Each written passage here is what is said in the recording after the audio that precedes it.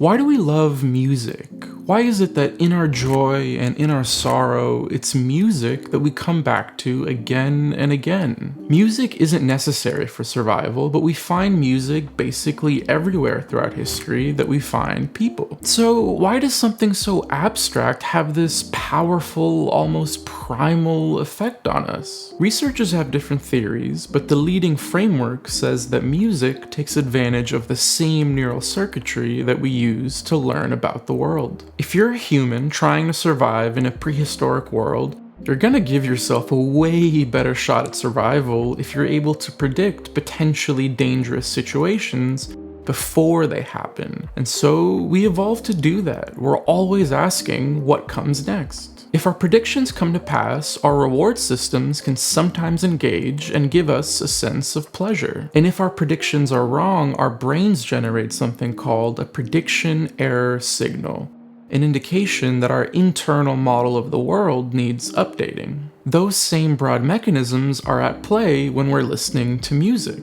Every musical system around the world has its own syntax of sorts, a broad set of rules that tells you what you should expect next based on what you're hearing now. That's why if you're listening to a chord progression and you suddenly hear an out-of-key chord that you didn't expect, it might sound weird and uncomfortable. But there's an interesting wrinkle here. If a song is cliche and it follows all the rules that we expect it to, we don't enjoy it as much. Why is that? If music recruits the same parts of our brains that are used for learning and survival, shouldn't we love it when something is fully predictable? The answer is in this graph. Check it out. Scientists have experimentally found that the relationship between the pleasure we derive from music and its complexity generally looks something like this. If a song is really simple and predictable, we don't enjoy it much. On the other hand, if a song is really complex and unlike anything we've heard before, we also don't enjoy it much. There's a sweet spot of sorts here in the middle, where we derive maximum pleasure from music that feels grounded, but also new and strange in certain ways. And this makes sense from that survival perspective too. We really enjoy it when we're in situations that allow for our predictions to be